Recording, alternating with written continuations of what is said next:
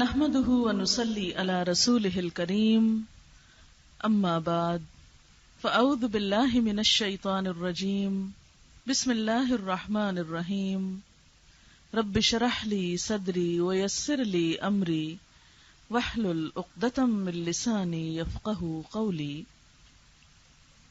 ان الحمد لله نستعينه ونستغفره ونعوذ بالله من شرور أنفسنا ومن سيئات أعمالنا من يهده الله فلا مضل له ومن يضلله فلا هادي له وأشهد أن لا إله إلا الله وأشهد أن محمدا عبده ورسوله يا أيها الذين آمنوا اتقوا الله حق تقاته ولا تموتن إلا وأنتم مسلمون يا أيها الناس اتقوا ربكم الذي خلقكم من نفس واحدة وخلق منها زوجها وبث منهما رجالا كثيرا ونساء واتقوا الله الذي تساءلون به والأرحام إن الله كان عليكم رقيبا يا أيها الذين آمنوا اتقوا الله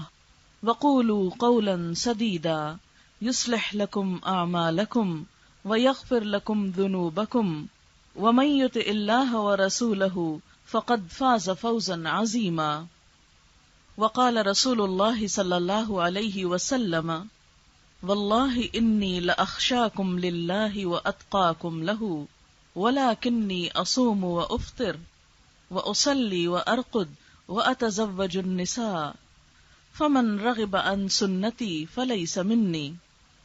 شکر اور تعریف اللہ تعالیٰ کے لیے ہے، ہم اسی سے مدد چاہتے ہیں اور اسی سے اپنے گناہوں کی معافی چاہتے ہیں۔ ہم اپنے نفس کی شرارتوں اور برائیوں کے مقابلے میں اپنے آپ کو اللہ کی پناہ میں دیتے ہیں۔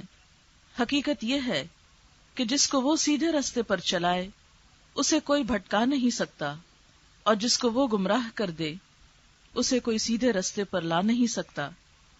اور میں گواہی دیتا ہوں کہ اللہ کے سوا کوئی معبود نہیں، اور میں گواہی دیتا ہوں کہ محمد صلی اللہ علیہ وسلم اللہ کے بندے اور اس کے رسول ہیں۔ اے ایمان والو، ٹھیک ٹھیک اللہ کا تقوی اختیار کرو اور مرتے دم تک اس کی وفاداری اور اطاعت شعاری پر قائم رہو۔ اے لوگو، اپنے رب کے غضب سے بچو، جس نے تمہیں ایک جان سے پیدا کیا اور اسی جان سے اس کا جوڑا پیدا فرمایا، اور پھر ان دونوں کے ذریعے بہت سے مرد اور عورتیں دنیا میں پھیلا دیے۔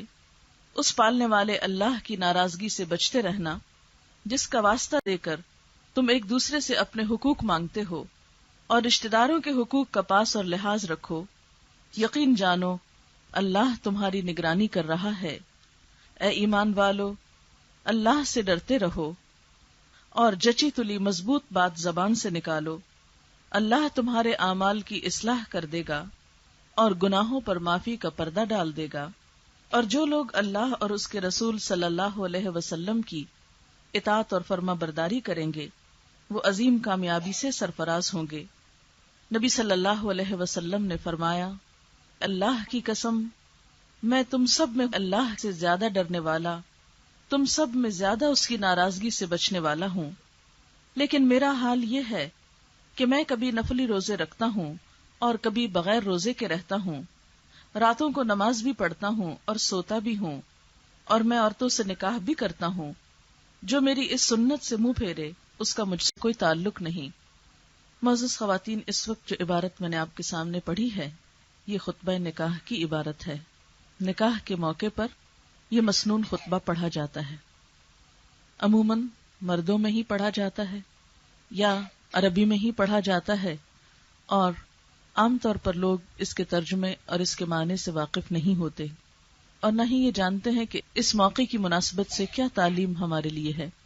اور پھر یہ کہ خواتین تو عام طور پر اس کے سننے سے بھی محروم رہتی ہیں، اس لیے مناسب خیال کیا جاتا ہے کہ اس موقع پر جو کہ شادی کا ایک خوشی کا موقع ہے، اللہ کے نام سے اگر اس کی ابتدا ہو رہی ہے تو اس موقع پر یہی خطبہ سب کے سامنے پیش کیا جائے۔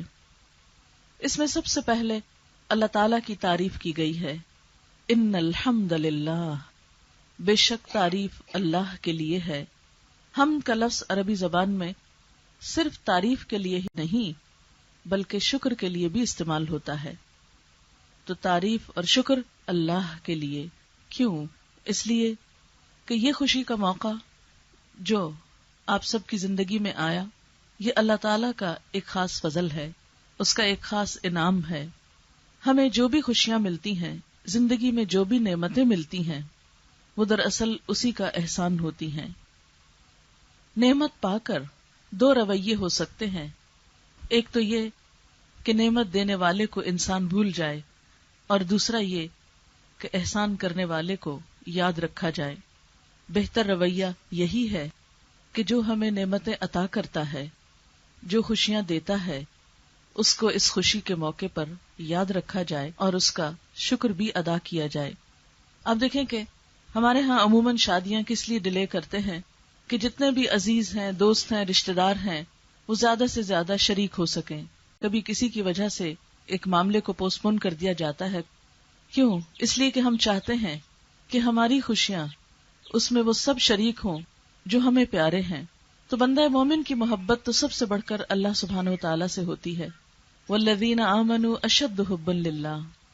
مومن کی خوشیاں تو اس وقت تک مکمل نہیں ہوتی جب تک ان میں اس کا نام نہ ہو، اور پھر سب سے بڑھ کر خوشی کے موقع پر اس کا شکرانہ نہ ہو.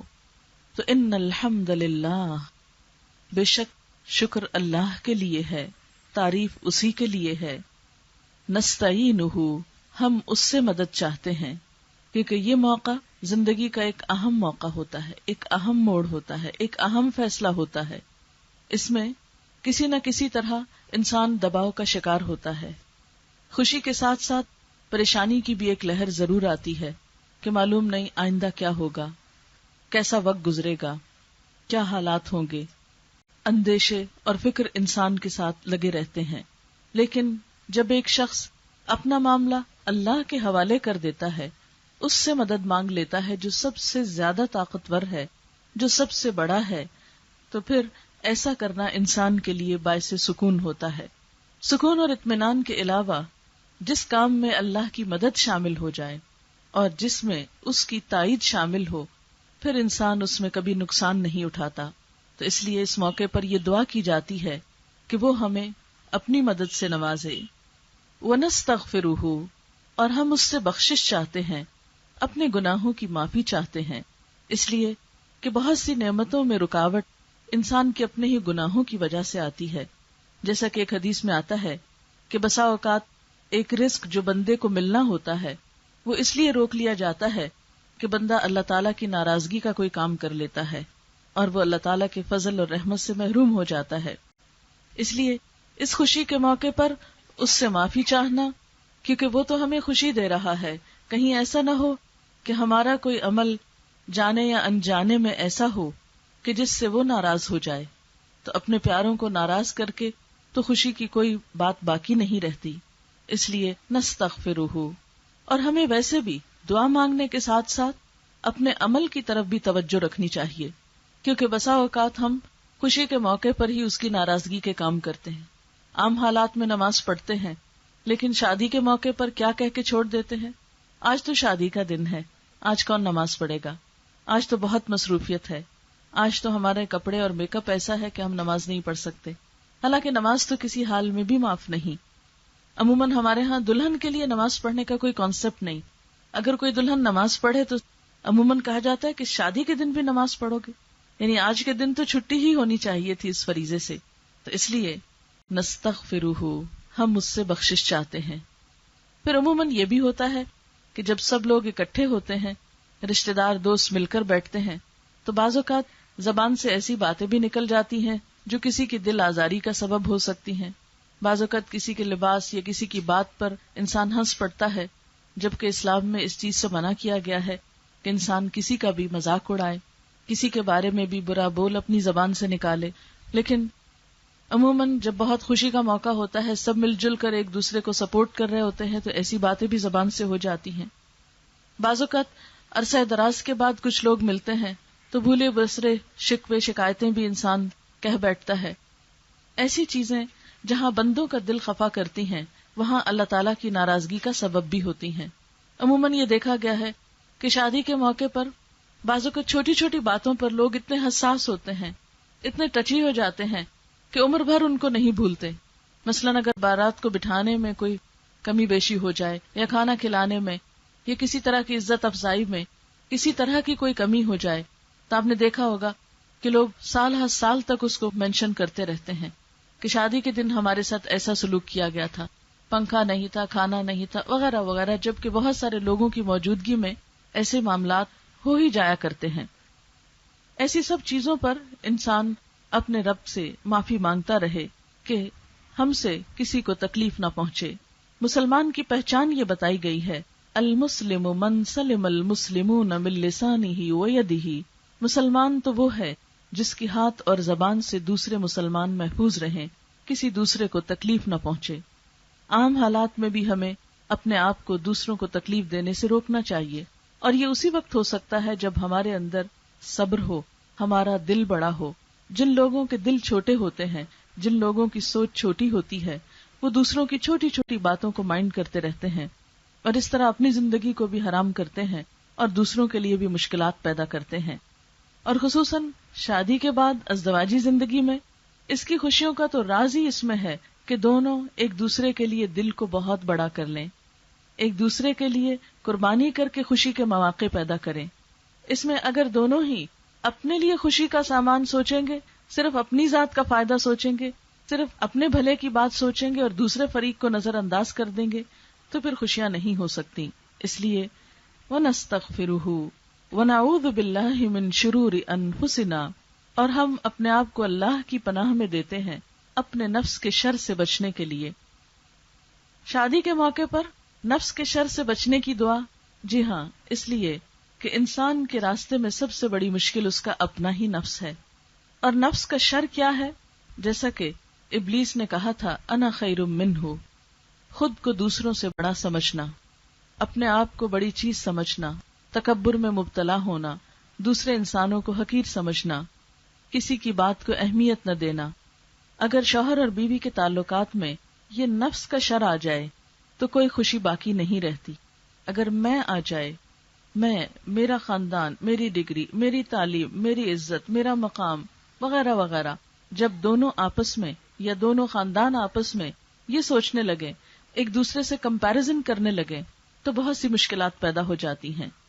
اللہ تعالیٰ نے تکبر کو صرف اپنی ذات کے لیے رکھا اور بندوں کے لیے عاجزی پسند کی، اور فطرت کا ایک اصول رکھا کہ جو شخص عاجزی اختیار کرے گا اللہ تعالیٰ اس کو ضرور عزت عطا کرے گا، اور تکبر کرنے والے دنیا اور آخرت میں ذلیل ہوں گے۔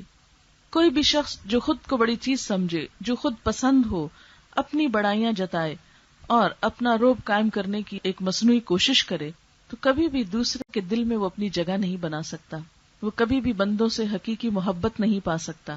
حقیقی محبت پانے والے، سچی محبت پانے والے وہی ہوتے ہیں جو دوسروں کے لیے جھکے رہتے ہیں۔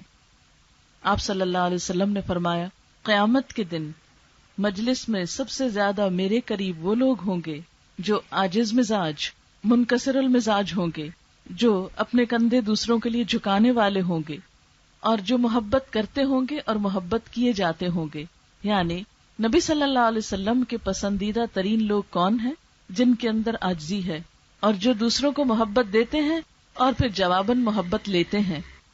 اس شخص میں کوئی خیر نہیں جو کسی کو محبت نہ دے، جس کے اندر کسی کے لیے پیار نہ ہو، خیر خواہی اور بھلائی نہ ہو، اور جواباً وہ بھی اس نعمت سے محروم ہو۔ اور یاد رکھیے کہ یہ نعمت دینے سے ملتی ہے۔ اگر آپ اپنے دل کو دوسرے کے لیے بڑا کریں گے، آپ محبت دینے والے ہوں گے، تو یقیناً آپ بھی پائیں گے۔ اور اگر آپ یہ چاہیں کہ صرف ایک بت کی طرح آپ ہی کو پوجا جاتا رہے اور آپ کسی کے لیے خیر اور بھلائی نہ کریں، تو پھر حقیقی معنوں میں خوشی نہیں نصیب ہو سکتی۔ پھر فرمایا، وَمِن سَيِّئَاتِ أَعْمَالِنَا، ہمارے اعمال کی برائیوں سے اللہ ہم کو تو محفوظ رکھنا، ان کے برے نتیجے سے ہم کو بچا لینا۔ اب دیکھیں کہ یہ ایک سمپل سا اصول ہے کہ انسان جس چیز کا بیج ڈالتا ہے وہی چیز زمین سے نکلتی ہے۔ ایسا نہیں ہو سکتا کہ آپ آم کی گٹلی بوئیں اور آپ اس درخت سے اورنج نکالیں، یہ نہیں ہوا کرتا۔ گندم کا بیج ڈالیں گے تو گندم ہی نکلے گی، چنا نہیں برآمد ہو سکتا۔ بالکل اسی طرح انسان اگر خود اچھا نہیں کرتا، خود نیکی نہیں کرتا، تو اس کے لیے نیکی برآمد نہیں ہو سکتی۔ اگر کوئی شخص گناہ کرے گا تو نتیجہ بھی برا ہی ہوگا۔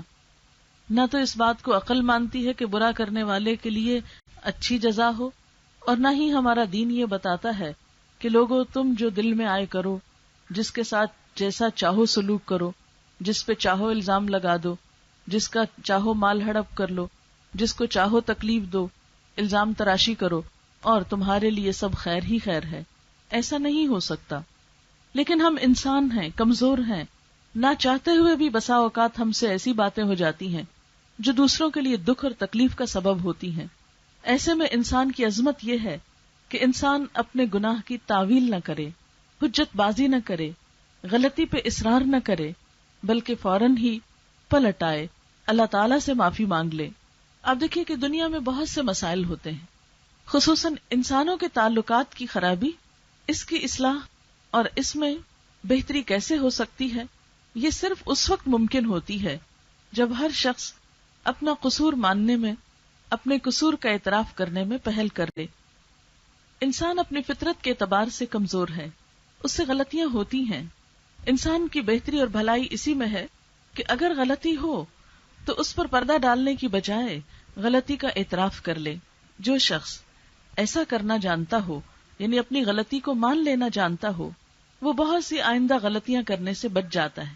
بعض اوقات ایک غلطی کو چھپانے کے لیے انسان ایک نہیں کئی جھوٹ بولتا ہے، اور پھر بھی بالآخر وہ غلطی اور وہ گناہ کھل کر رہتا ہے۔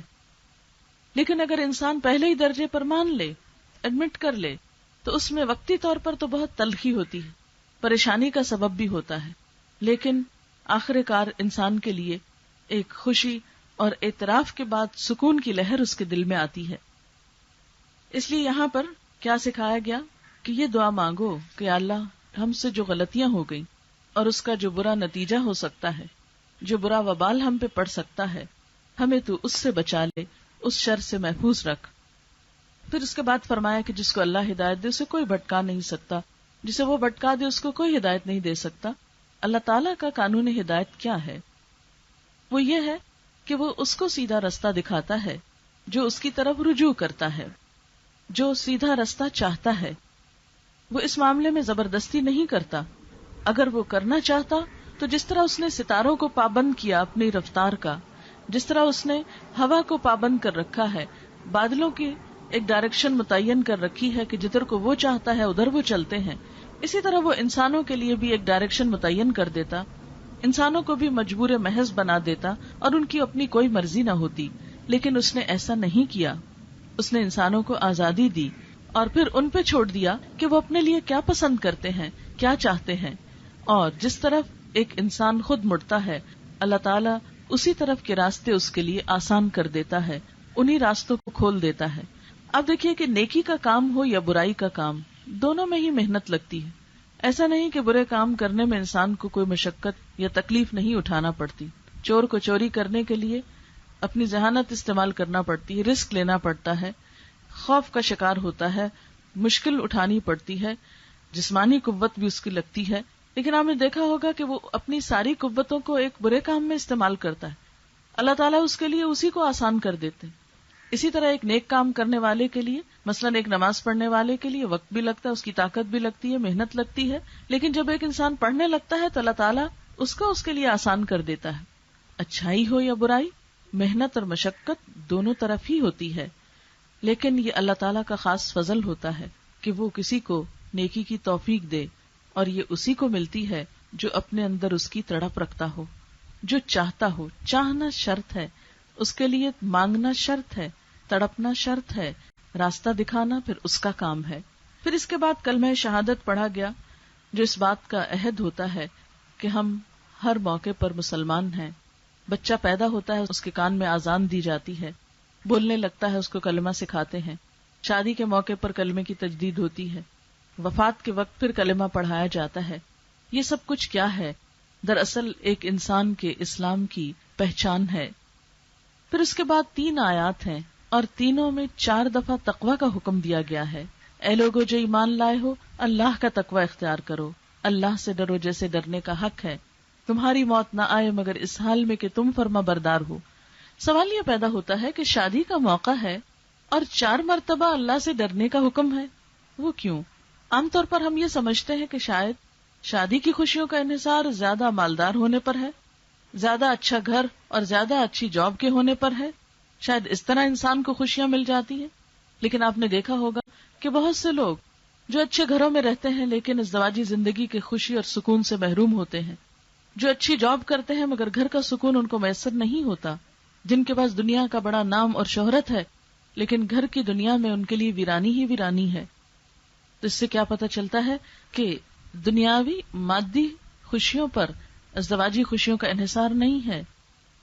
اس رشتے میں خوشی اسی وقت ہوتی ہے جب انسان کے دل میں خدا کا خوف ہو اور صرف اللہ سے ڈرتے ہوئے وہ دوسرے کا حق دے۔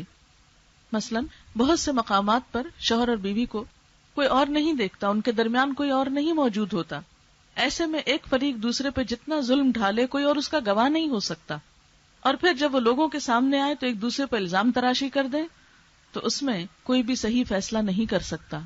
کسی بھی جھگڑے میں، کسی بھی زیادتی میں کون حق پر ہے اور کون ناحق ہے، یہ فیصلہ انسان خود کر سکتا ہے، اور اس معاملے میں سچا وہی ہو سکتا ہے جس کے دل میں خدا کا خوف ہو، جسے اس بات کا ڈر ہو کہ اس کے نامہ اعمال میں ایک ایک لفظ لکھا جا رہا ہے۔ بعض اوقات دیکھا گیا ہے شوہر اپنی بیویوں پہ بہت ظلم و ستم کرتے ہیں اور بعد میں بالکل انکار کر دیتے ہیں کہ نہیں، کچھ بھی نہیں کہا، ہمارا تو کوئی قصور ہی نہیں، اور لوگ بھی نہیں مانتے۔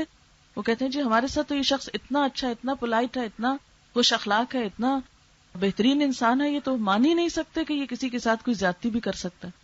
اور دوسری طرف بیوی کا حال یہ ہوتا ہے کہ وہ اس کے ظلم تلے پسی ہوئی ہوتی ہے۔ اسی طرح وائس ورسا، بعض اوقات ایک بیوی بظاہر دیکھنے میں بہت اچھی ہو سکتی ہے لیکن شوہر کے معاملے میں اس کا کوئی دل نہیں ہوتا، کوئی اس کی اٹیچمنٹ نہیں، کوئی اس کا تعلق نہیں، کوئی خیر خواہی نہیں۔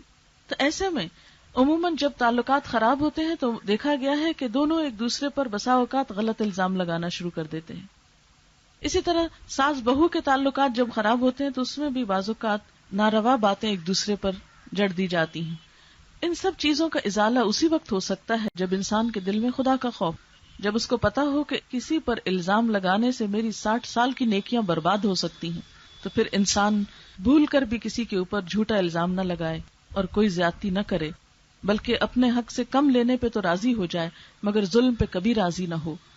اس لیے اللہ تعالیٰ بار بار اپنے سے ڈرنے کو کہتے ہیں کہ خدا سے ڈرو، خدا سے ڈر کر معاملہ کرو گے تو تمہاری زبان کسی کو اذیت نہ دے گی، تم کسی کا مال نہیں کھاؤ گے، تم کسی کو ستاؤ گے نہیں، تم کسی کے ساتھ زیادتی نہیں کرو گے۔ اور اتنا تقوی کا حکم شاید ہی کسی اور معاملے میں ہو۔ ماں اور بچوں کے درمیان تعلق میں کوئی تقوی کی بات نہیں کی گئی، بہن بھائیوں کے تعلق میں اس کا ذکر آتا ہے، لیکن سب سے زیادہ ذکر تو شوہر اور بیوی کے تعلقات میں آتا ہے۔ اور پھر اس خطبے کے آخر میں فرمایا کہ اصل کامیابی اس کی ہے جو اللہ اور اس کے رسول کی اطاعت کرے۔ تو آئیے مختصراً دیکھتے ہیں کہ اللہ اور اس کے رسول صلی اللہ علیہ وسلم کی اطاعت اس معاملے میں کیا ہوگی، یعنی شوہر اور بیوی کو ایک دوسرے کا خیال رکھنے کے لیے کیا کرنا ہوگا۔ اس میں کچھ فرائض تو میں شوہر کے بتاؤں گی جو بیویوں کے حقوق ہیں، اور پھر کچھ فرائض بیویوں کے جو شوہر کے حقوق ہیں۔ سب سے پہلی بات تو اللہ تعالیٰ نے مردوں کو یہ حکم دیا ہے قرآن پاک میں کہ وہ بیویوں کے ساتھ اچھا سلوک کریں۔ اللہ تعالیٰ کا ارشاد ہے وَعَاشِرُوهُنَّ بِالْمَعْرُوفِ، اور ان کے ساتھ بھلے طریقے سے زندگی بسر کرو، معروف طریقے سے زندگی بسر کرو۔ معروف کا کیا مطلب ہے؟ یعنی ایسا تعلق کہ جس پر کوئی انگلی نہ اٹھا سکے، تمہیں کسی ظلم کا اندیشہ نہ ہو۔ پھر اسی طرح نبی صلی اللہ علیہ وسلم نے خاص طور پر تلقین کرتے ہوئے فرمایا کہ بیویوں کے معاملے میں خدا کا خوف کرو۔ آپ صلی اللہ علیہ وسلم نے فرمایا لوگوں سنو، عورتوں کے ساتھ اچھے سلوک سے پیش آؤ، کیونکہ وہ تمہارے پاس قیدیوں کی طرح ہیں، تمہیں ان کے ساتھ سختی کا برتاؤ کرنے کا کوئی حق نہیں، سوائے اس صورت کے جب ان کی طرف سے کوئی کھلی ہوئی نافرمانی سامنے آئے۔ پھر اسی طرح آپ نے فرمایا کہ دیکھو سنو، تمہارے کچھ حقوق تمہاری بیویوں پر ہیں اور تمہاری بیویوں کے کچھ حقوق تم پر ہیں۔ ان پر تمہارا حق یہ ہے کہ وہ تمہارے بستروں کو ان لوگوں سے نہ روندوائیں جن کو تم نہ پسند کرتے ہو، اور تمہارے گھروں میں ایسے لوگوں کو نہ آنے دیں جن کا آنا تمہیں پسند نہ ہو، اور سنو ان کا تم پر یہ حق ہے کہ تم انہیں اچھا کھلاؤ اور اچھا پہناؤ. تو معروف طریقے سے بیوی کے ساتھ گزر بسر کرنے کا مطلب کیا ہے؟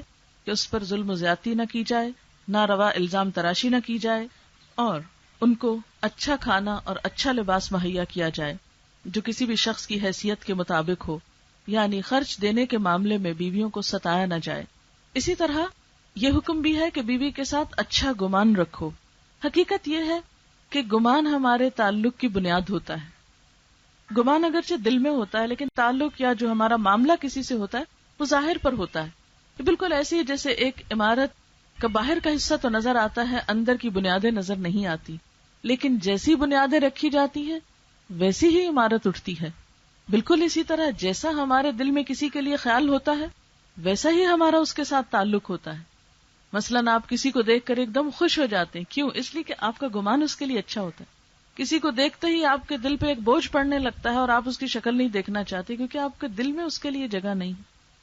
تو دل کا اچھا رکھنا اور گمان کا اچھا رکھنا تعلقات کے لیے بہت اہمیت رکھتا ہے اور بنیادی حصہ ہے اس کا. اس لیے کیا حکم ہے کہ بیوی کے ساتھ خوش گمان رہا جائے. اور یہاں تک فرمایا فَإِن كَرِهْتُمُوهُنَّ، اگر تم ان سے کراہت بھی کرتے ہو، ناپسند بھی ہے تم کو، فَعَسَىٰ أَن تَكْرَهُوا شَيْئًا وَيَجْعَلَ اللَّهُ فِيهِ خَيْرًا كَثِيرًا، تو ہو سکتا ہے کہ ایک چیز تمہیں ناپسند ہو اور اللہ تعالیٰ اسی میں تمہارے لیے بہت بڑی بھلائی رکھتے. ہو سکتا ہے اس بیوی سے تمہیں بہت اچھی اولاد ملے، تمہارے دین و دنیا اور آخرت سنور جائے. اس لیے چھوٹی چھوٹی بات کو بہانہ بنا کے انہیں ستاؤ مت. نبی صلی اللہ علیہ وسلم نے فرمایا کوئی مومن اپنی مومنہ بیوی سے نفرت نہ کرے. اگر بیوی کی کوئی عادت اس کو ناپسند ہے تو ہو سکتا ہے دوسری پسند آ جائے.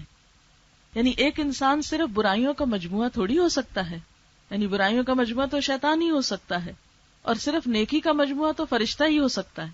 انسان تو فرشتے اور شیطان کے بیچ کی چیز ہے، اس کے اندر تو خیر بھی ہے اور شر بھی ہے.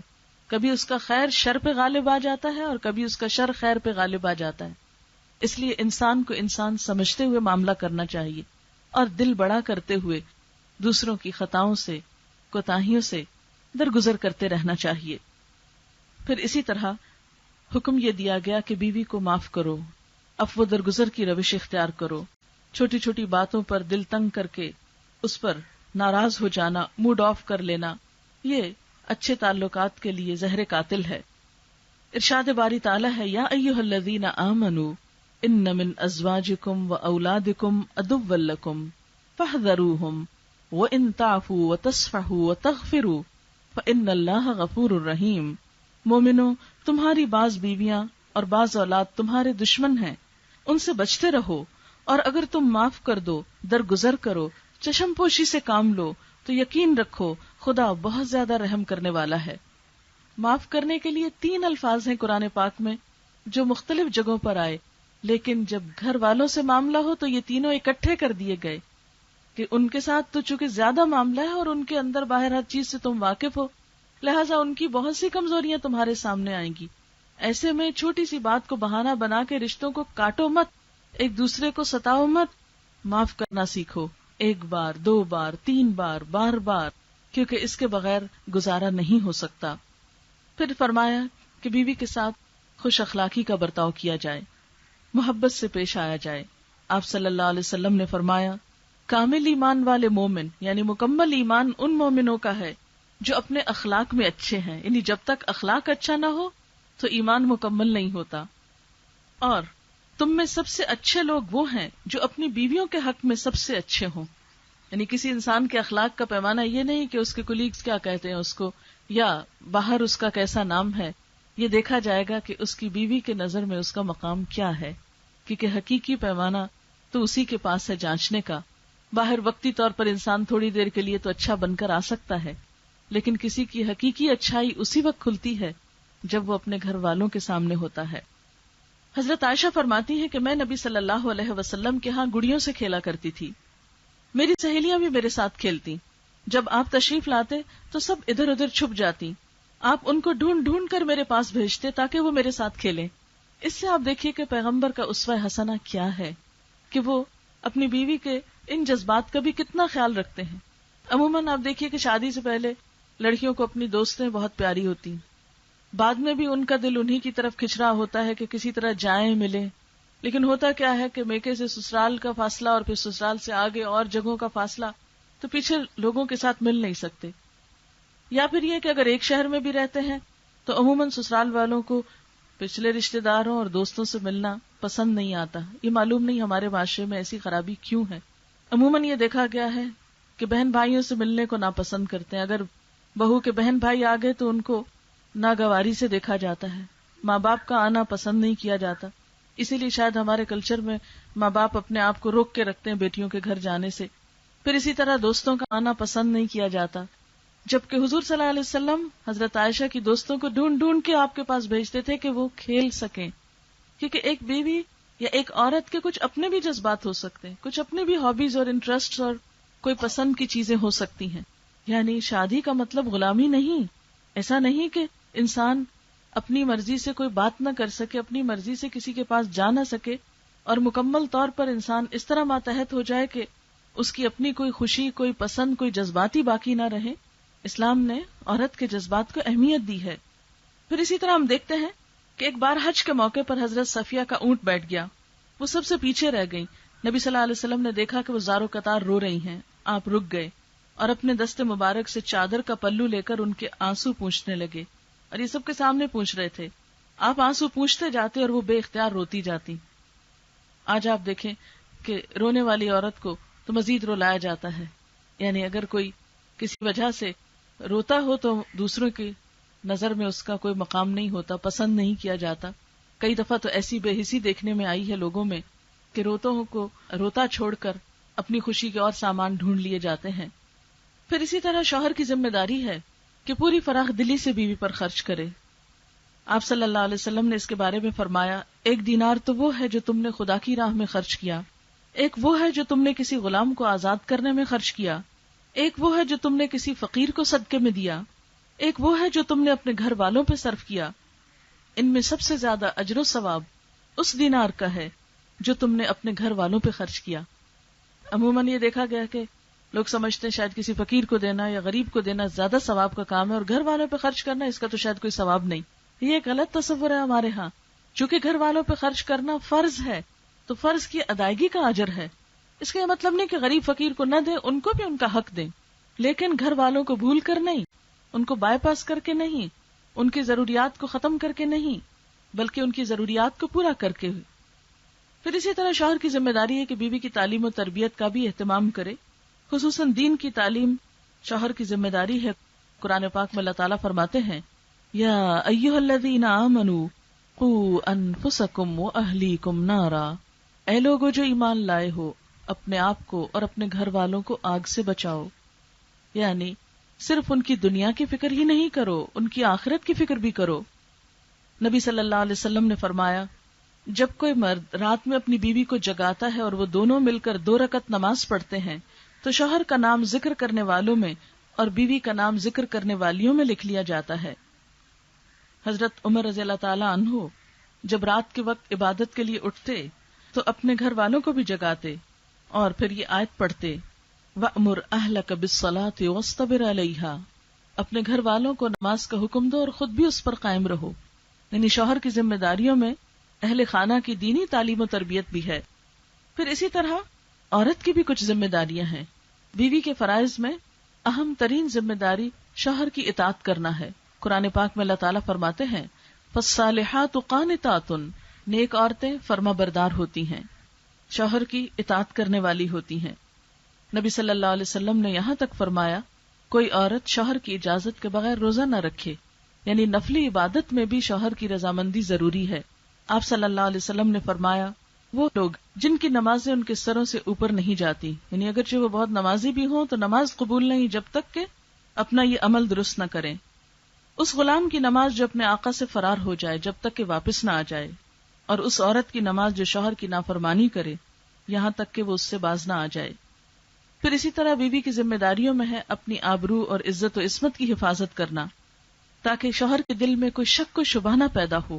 ازواجی تعلقات میں شک کا پیدا ہونا سب خوشیوں کو ختم کر دیتا ہے.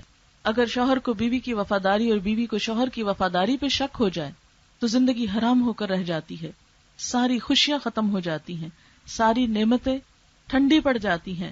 اس لیے اس معاملے میں بہت احتیاط کی ضرورت ہے تاکہ دوسرے کو تکلیف نہ ہو، بد اعتمادی نہ ہو. نبی صلی اللہ علیہ وسلم نے فرمایا، عورت جب 5 وقت کی نماز پڑھے، اپنی آبرو کی حفاظت کرے، اپنے شوہر کی فرما بردار رہے، تو وہ جنت میں جس دروازے سے چاہے داخل ہو جائے. یعنی عورت کی جنت تو اس کے گھر کی دنیا کو جنت بنانا ہے، یعنی شوہر کو خوش رکھ کر.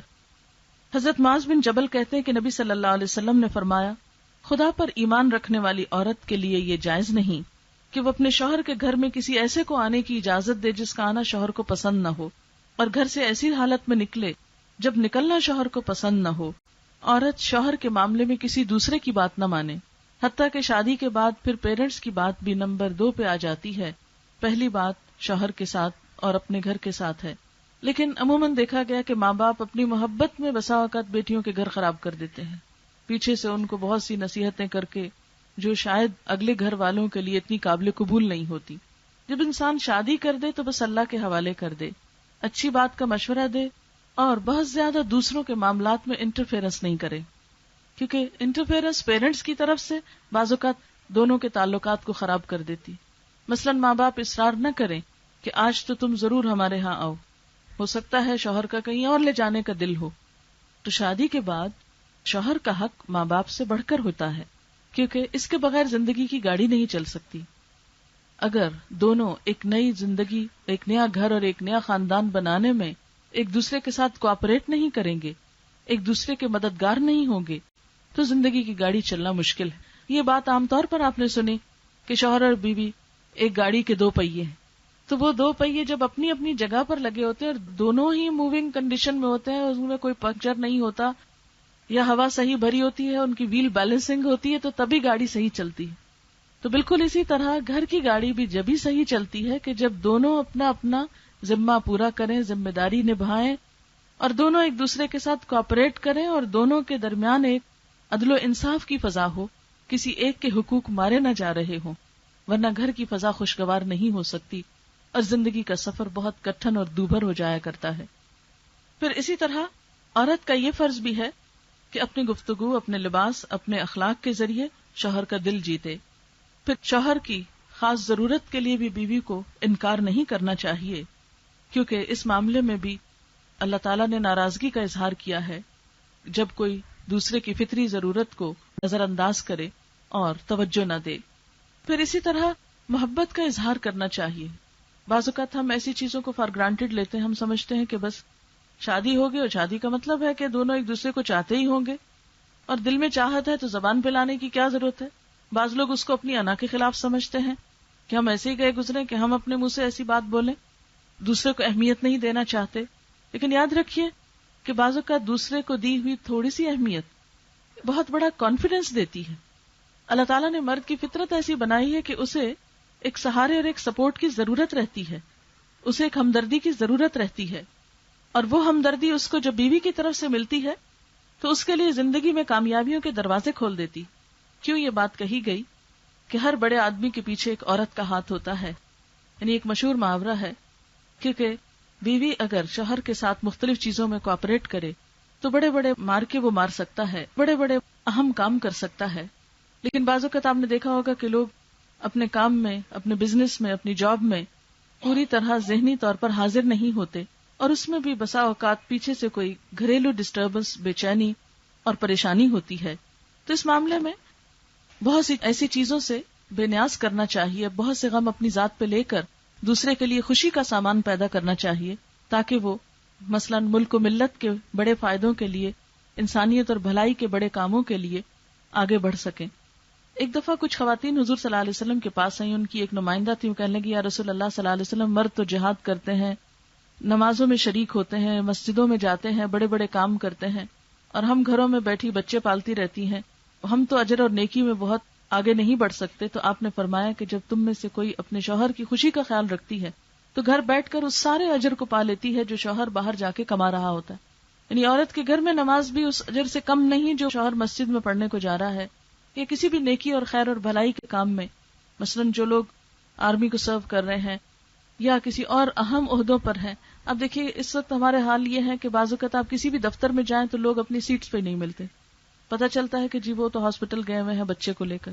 حالانکہ اگر اتنی سی ذمہ داری ایک عورت نبھا لے تو ایک مرد کے دفتر میں ہونے کی وجہ سے بہت سے لوگوں کے لیے آسانی ہو سکتی ہے. بعض اوقات چھوٹے چھوٹے جھگڑوں اور مشکلات میں پڑھ کے ملک و ملت کا بہت سا کام اور خدمت خلق کا بہت سا کام متاثر ہوتا ہے. ایسے معاملات میں بیویوں کے لیے لازم ہے کہ وہ شوہروں سے تعاون کیا کریں. پھر اسی طرح آپ صلی اللہ علیہ وسلم نے فرمایا نکاح سے بہتر کوئی چیز دو محبت کرنے والوں کے لیے نہیں پائی گئی. حضرت صفیہ کو حضور صلی اللہ علیہ وسلم سے بہت محبت تھی. ایک مرتبہ آپ بیمار ہوئے تو بہت حسرت سے بولی کاش آپ کی بجائے میں بیمار ہوتی. دوسرے لوگوں نے حیرت کا اظہار کیا تو آپ نے فرمایا یہ دکھاوا نہیں، سچ کہہ رہی ہیں. یعنی ایسا نہیں کہ یہ اوپر اوپر سے کہہ رہی ہیں، ان کے دل میں بھی ایسا ہے. تو بعض اوقات دل کے جذبات کو زبان پہ لانا، ان کا اظہار کرنا، بول کر یا لکھ کر، یہ ازدواجی زندگی میں ایک خوشگوار تبدیلی لاتا ہے. پھر اسی طرح شوہر کا احسان ماننا چاہیے، شکر گزار رہنا چاہیے. حضرت اسما کہتی ہیں کہ ایک بار نبی صلی اللہ علیہ وسلم ہمارے پاس سے گزرے، میں اپنی سہیلیوں کے ساتھ تھی، آپ نے ہمیں سلام کیا اور ارشاد فرمایا تم پر جن کا احسان ہے ان کی ناشکری سے بچو. تم میں ایک اپنے ماں باپ کے ہاں کافی دنوں تک بن بیاہے بیٹھی رہتی، یعنی رشتہ نہیں آتا، ماں باپ پریشان ہوتے ہیں، پھر اللہ تعالیٰ اس کو شوہر عطا کرتا ہے، اولاد دیتا ہے. ان سارے احسانات کے باوجود اگر کسی بات پہ شوہر سے ناراض ہوتی ہے تو کہہ اٹھتی ہے میں نے تو تمہاری طرف سے کبھی کوئی بھلائی نہیں دیکھی، میں نے تو اس گھر میں کبھی کوئی خیر نہیں پایا. تو یہ ناشکری کے الفاظ ہیں جو اللہ تعالیٰ کو پسند نہیں آتے. نبی صلی اللہ علیہ وسلم نے فرمایا اللہ تعالیٰ قیامت کے روز اس عورت کی طرف نظر اٹھا کے بھی نہ دیکھے گا جو شوہر کی ناشکری ہوگی. حالانکہ عورت کسی وقت بھی شوہر سے بے نیاز نہیں ہو سکتی، یعنی جتنا بھی لڑ جھگڑ لے، لیکن اگر شوہر گھر سے چلا جائے تو چین نہیں آتا. تو اس لیے کچھ چیزوں پر اگر انسان صبر کر لے اور اپنا رویہ درست رکھے تو بہت سی مشکلات سے بچا جا سکتا ہے. اسی طرح حضرت عائشہ رضی اللہ تعالی عنہا کا طریقہ یہ تھا کہ وہ حضور صلی اللہ علیہ وسلم کو اپنے ہاتھ سے خوشبو لگاتی، آپ کے سر میں تیل لگاتی اور آپ کی خدمت کر کے خوشی محسوس کرتی. اسی طرح گھر کی دیکھ بھال اور اپنے مال و متاع کی حفاظت جو یہ بھی عورت کی ذمہ داری ہے. شوہر باہر کے کاموں کا ذمہ دار ہے تو عورت کی ذمہ داری گھر کو لک آفٹر کرنا ہے. اس کام کو خوشی خوشی کرنا چاہیے کیونکہ اس میں بھی عورت کے لیے بہت اجر ہے. حضور صلی اللہ علیہ وسلم نے قریش کی عورتوں کی تعریف کرتے ہوئے فرمایا قریش کی عورتیں کتنی اچھی عورتیں ہیں، بچوں پہ بہت مہربان ہیں اور شوہر کے گھر بار کی انتہائی حفاظت کرنے والی ہیں. نیک بیوی کی خوبیاں آپ صلی اللہ علیہ وسلم نے کچھ یوں بتائیں کہ مومن کے لیے خوف خدا کے بعد سب سے زیادہ مفید اور باعث خیر نعمت نیک بیوی ہے. جب وہ اسے کسی کام سے کہے، یعنی شوہر بیوی کو کوئی کام کہے تو خوشی سے کر دے، جب اس پہ نگاہ ڈالے تو اس کو خوش کر دے، جب اس کے بھروسے پہ قسم کھا بیٹھے تو اس کی قسم پوری کر دے، جب وہ کہیں چلا جائے تو اس کے پیچھے اپنی عزت و آبرو کی حفاظت کرے، اور شوہر کے مال اور اسباب کی نگرانی میں شوہر کی خیرخواہ اور وفادار رہے. اور آخری چیز یہ ہے کہ صفائی، سلیقہ، آرائش اور زیبائش یہ تو ہے ہی شوہر کا حق. اگر کوئی عورت شوہر کے لیے کرتی ہے تو اس پر اس کے لیے اجر ہے. لیکن عام طور پر دیکھا گیا ہے کہ خواتین شوہروں کے لیے اس چیز کا اہتمام بطور خاص نہیں کرتی. بعض اوقات ان کو شکوہ ہوتا ہے کہ شوہر دیکھتے ہی نہیں، ان کو توجہ ہی نہیں، اس لیے اپریسیشن نہیں ملتی تو وہ اس چیز سے غافل ہو جاتی ہیں. اور بعض اوقات جسمانی صفائی کا خیال نہ رکھنا، لباس کی صفائی کا خیال نہ رکھنا، گھر کی صفائی کا خیال نہ رکھنا پورے ماحول کو متاثر کرتا ہے، جس سے چڑچڑاپن پیدا ہوتا ہے اور باہم خوشیاں متاثر ہوتی ہیں. اس چیز کو بھی عبادت سمجھ کر اختیار کرنا نہایت ضروری ہے. عام طور پر عورت کی زیب و زینت جو ہے وہ باہر کے لیے رہ گئی ہے، یا خواتین کی محفل میں یا بازار میں جاتے ہوئے تو اس کا بہت اہتمام ہوگا، لیکن شوہر اس کا حقدار نہیں سمجھا جاتا. تو یہ ویلیوز بدل گئی ہیں، ان کو اپنے اصل پر لانے کی ضرورت ہے. تو اللہ تعالیٰ سے دعا ہے کہ وہ ہمیں بہترین مسلمان بنائے جس میں دوسروں کے لیے خوشی کا سامان ہو. شادی کے موقع پہ جو دعا پڑھی جاتی ہے وہ پڑھ کے سنا دیتی ہوں. حضرت ابو ہریرہ فرماتے ہیں کہ نبی صلی اللہ علیہ وسلم جب کسی کے نکاح پر اس کو مبارکباد دیتے تو یوں فرماتے بارک اللہ لکا و بارک علیکما و جمع بینکما فی خیر. خدا تمہیں خوشحال رکھے، تم دونوں پر برکتیں نازل فرمائے اور خیر و خوبی کے ساتھ تم دونوں کا نباہ کرے. یہ بہت خوبصورت دعا ہے جو حضور صلی اللہ علیہ وسلم نے سکھائی ہے شادی شدہ جوڑے کو مبارک دینے کے لیے. تو آئیے ہم دعا کر لیتے ہیں. سبحان اللہ والحمد للہ ولا الہ الا اللہ واللہ اکبر ولا حول ولا قوة الا باللہ العلی العظیم. اللہم صل علی محمد وعلی آل محمد کما صلیت علی ابراہیم وعلی آل ابراہیم انک حمید مجید. اللہم بارک علی محمد وعلی آل محمد کما بارکت علی ابراہیم وعلی آل ابراہیم انک حمید مجید. ربنا آتنا فی الدنیا حسنۃ وفی الآخرۃ حسنۃ وقنا عذاب النار. ربنا لا تزغ قلوبنا بعد إذ هديتنا وهب لنا من لدنك رحمة إنك أنت الوهاب. ربنا هب لنا من أزواجنا وذرياتنا قرة أعين واجعلنا للمتقين إماما. يا حي يا قيوم برحمتك نستغيث. ربنا هب لنا من أزواجنا وذرياتنا قرة أعين واجعلنا للمتقين إماما. یا اللہ پاک جو کچھ بھی یہاں پڑھا گیا ہے اپنی رحمت سے قبول فرما. یا اللہ تو اس شادی کو بہت خوشیوں کا ذریعہ بنا، دونوں کے درمیان بہترین موافقت پیدا فرما، بہترین محبت اور باہم نباہ کی توفیق عطا فرما، دونوں خاندانوں کے لیے خوشیوں کا ذریعہ بنا. یا اللہ تو ہم سب کے دلوں میں وسعت پیدا کر دے، ہمیں ایک دوسرے کو معاف کرنے کی توفیق عطا کر، ہمارے دلوں سے حسد، بخل، بغض، نفرت اور بدگمانیوں کو دور کر دے. یا اللہ ہمارے گھروں میں خوشیاں پیدا کر دے، ہمارے ہاتھ اور زبان سے کسی کو تکلیف نہ پہنچے، ہمیں اپنی ذات پر بھروسہ اور یقین اور توکل عطا کر. یا اللہ جتنے بھی بہنیں یہاں موجود ہیں ان کے دلوں میں جو دعائیں ہیں، نیک تمنائیں ہیں، یا اللہ تو ان کو پورا فرما، ان سب کو خوشیاں عطا کر، صحت اور تندرستی عطا فرما. یا اللہ تو سب کے دلوں کو باہم جوڑ دے، ہمارے دلوں میں ایمان کا نور پیدا کر دے، ہماری دنیا اور آخرت دونوں کو بہترین کر دے. ربنا تقبل منا انک انت السمیع العلیم وتب علینا انک انت التواب الرحیم. وصلی اللہ تعالی علی خیر خلقہ محمد وعلی آلہ واصحابہ واہل بیتہ اجمعین برحمتک یا ارحم الراحمین. وآخر دعوانا ان الحمد للہ رب العالمین. سبحانک اللہم وبحمدک نشہد ان لا الہ الا انت نستغفرک ونتوب الیک. والسلام علیکم ورحمۃ اللہ وبرکاتہ.